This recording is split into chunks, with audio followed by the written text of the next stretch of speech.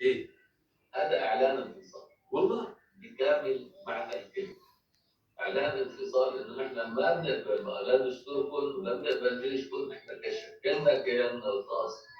ايش انت قبلان بدستور النظام وجيش النظام يا استاذ كمال نبواني؟ والمعارضه قبلان جيش النظام ودستور النظام؟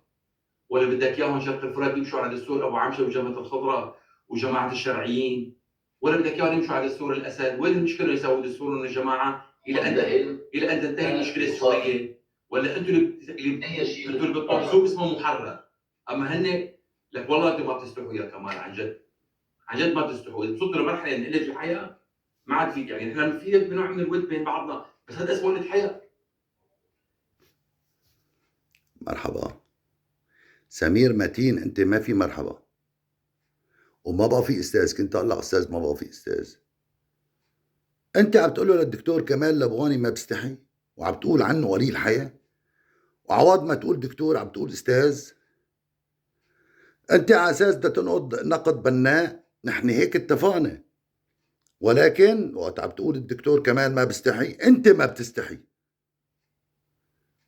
لك يا زلمه عمره 70 71 سنه عم تقول له هيك هو دكتور ومعارض قبل ما تولد انت؟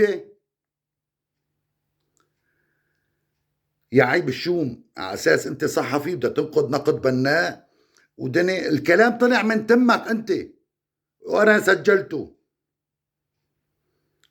على كل حال بكره بدوب التلج ببين المرج. الف تحيه للاحرور.